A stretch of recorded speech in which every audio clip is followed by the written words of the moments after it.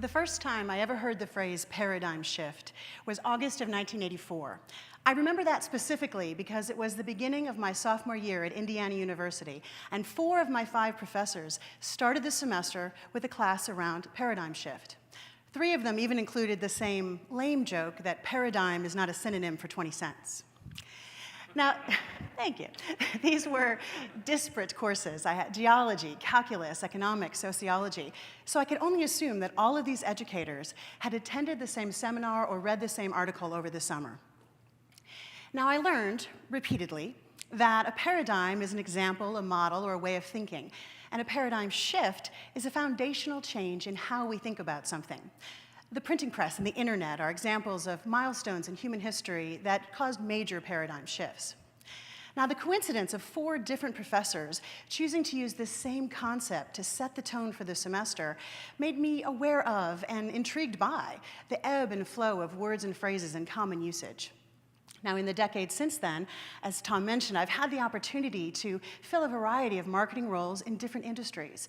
And my work as a consultant with marketing agencies has allowed me to interact with a broad array of companies.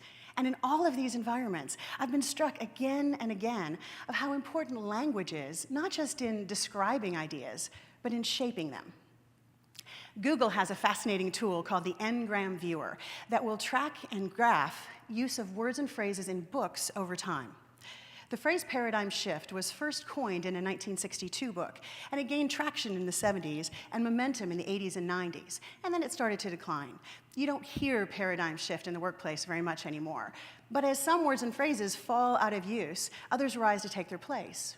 You're probably familiar with some of the current crop of concepts and buzzwords like contextual marketing, consumer engagement, ideation, viral, and showrooming. Now, like so many things, buzzwords have a life cycle.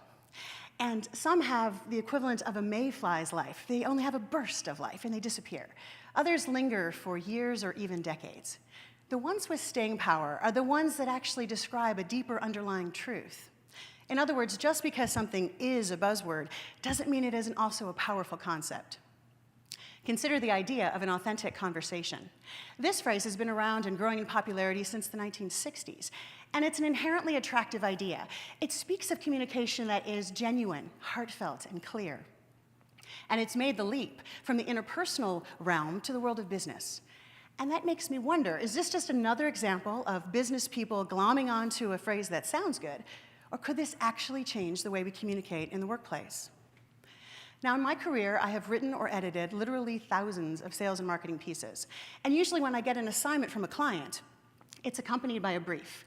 And the brief describes the desired goals and outcomes of the piece. Recently, the term authenticity has appeared with more and more frequently in these briefs. A client might say, we need this piece to feel authentic. And I'm left pondering the difference between something that feels authentic and something that is authentic. Authenticity, like honesty, is a binary condition. You either are or you aren't. You can't be a little bit authentic. And that's where we get into trouble sometimes as business people. We tend to treat everything like a sliding scale or a simple semantic substitution. I imagine the first salesperson who looked a prospect in the eye and said, I don't want to be your vendor, I want to be your partner, was incredibly sincere. But since then, so many companies have just replaced the word vendor with the word partner that it's lost its original meaning. Today, if someone tells you they want to be your partner, it's like someone telling you that they're honest. I'm going to need a little proof there, buddy. So I found myself resisting my clients' request to insert authentic conversations in their pieces. And I recently realized why. An authentic conversation is not something you can set out to achieve by yourself. You can't manufacture authenticity on the page or on the screen. All we can do is create an environment where it's possible to have an authentic conversation. If you want to observe hummingbirds, you don't try to herd them toward you. You plant flowers, and you wait for them to come to you. Similarly, if you want to have an authentic conversation in business or personal life, you enable the possibility by first being attentive, transparent, and vulnerable. Those 3 things will not guarantee an authentic conversation because, of course, your conversational partner has to arrive with the same goal in mind.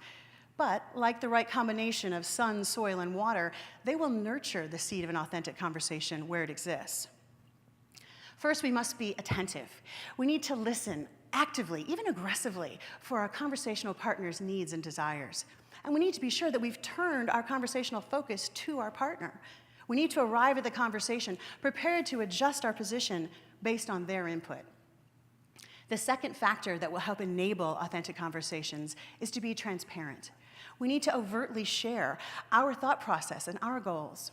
We need to explain our expectations with clarity. We need to take the risk that what we're saying may not be the right answer. And finally, along those lines, we need to make sure that we're vulnerable. We need to invite our conversational partner in. We need to seek for alignment, not just on actions, but on feelings and thoughts as well. If we are attentive, transparent, and vulnerable, and our conversational partner is too, we'll find ourselves in an authentic conversation. But what if one of those things is missing? What barriers does that create?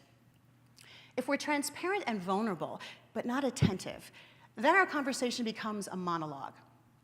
Now, frankly, a lot of business conversations and products and pieces are designed to be monologues. This presentation, for example, is clearly one-sided, and it could never meet the definition of an authentic conversation because it's not a conversation. Neither are brochures, emails, or websites that are designed to convey information but not encourage interaction. Now, it's possible to have a conversation in the digital space, and I believe that will become more common in the future. But today, very little digital interaction could be considered a conversation because it is asynchronous, meaning the participants are not engaged at the same time, and often it's anonymous, which is never an element that will support an authentic conversation. So for now, let's assume that a conversation means a live interaction.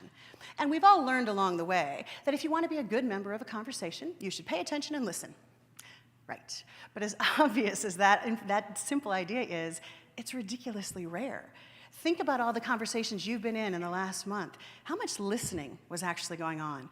Or were people getting ready to say the next thing that was when it was their turn? Were they peeking at their digital equipment to see what might be going on somewhere else because you're just not interesting enough for this particular conversation?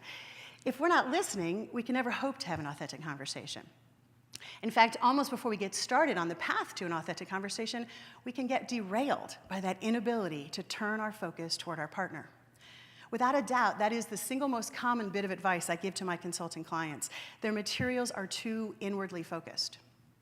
And many of the companies will acknowledge this, but they remain unable or unwilling to change.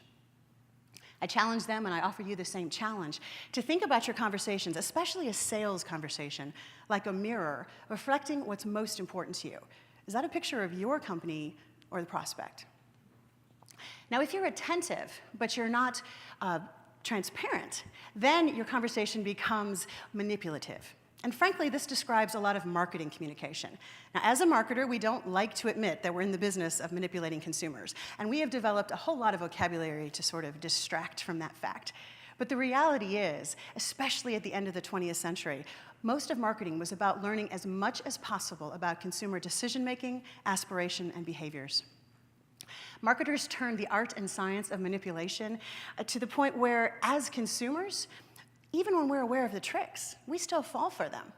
How many of us have gotten home from the grocery store with a product we didn't need because of some shiny, new and improved packaging?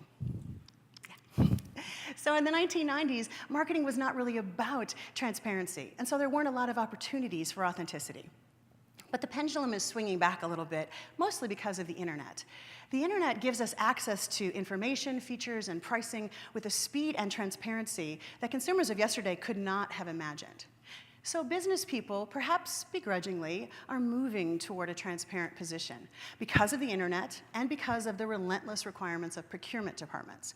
But some people have realized that there is an inherent value and advantage to a transparent position. And that is if two parties come to the deal, both transparent about what they want and what they're willing to give, they'll quickly arrive at an equitable exchange, or they'll agree to walk away. Now, that willingness to walk away touches on the third aspect that supports an authentic conversation, and that's vulnerability. If we are attentive and transparent but not vulnerable, then our conversation becomes mercenary. This kind of conversation is very transactional, very focused on the actions and outcomes that we want. And it doesn't really concern itself with thoughts and feelings. Now, a basic underlying tenet of sales and marketing is to never leave a customer touchpoint without a call to action. We are trained from day one, tell them what you want, highlight the next step, ask for the sale. And there's nothing wrong with that. If action is the goal, it is an effective approach. Call now, click here, buy today. But that path is not the path to an authentic conversation. If we focus on the what, the action, we can't expect to magically align on the why.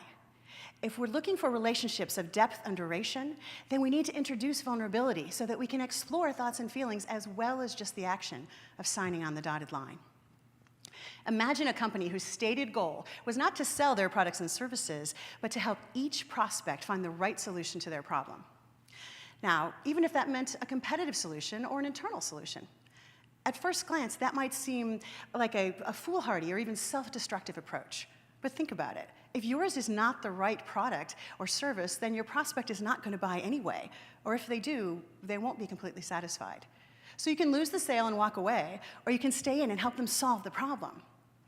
Imagine the reputation of a company that actually lived to that ideal in every single sales call. How welcome would their salespeople be for a visit? How respected their opinions and recommendations? What kind of relationships would they have? Now, you might be thinking that level of vulnerability is not something you need, and that's fine. But I would still ask you to think about what risks are you taking in your business conversations? Are you challenging others' ideas? Are you advocating for your own? Are you ensuring enough vulnerability is present so that you can talk about thoughts and feelings before you get to actions? Whether we're involved in a formal proposal or a casual conversation with colleagues and clients, we have the opportunity to enable authentic conversations by being attentive, transparent, and vulnerable. George Burns famously quipped that the secret to acting was sincerity, and if you can fake that, you've got it made. Now, as the idea of an authentic conversation becomes more prevalent in business, we need to decide, is this just another buzzword, another way to fake sincerity? Or could it actually represent a paradigm shift in how we communicate? I think we each have a choice to communicate in a way that is designed to feel authentic, or to take the risk and create an environment where it's possible to be authentic.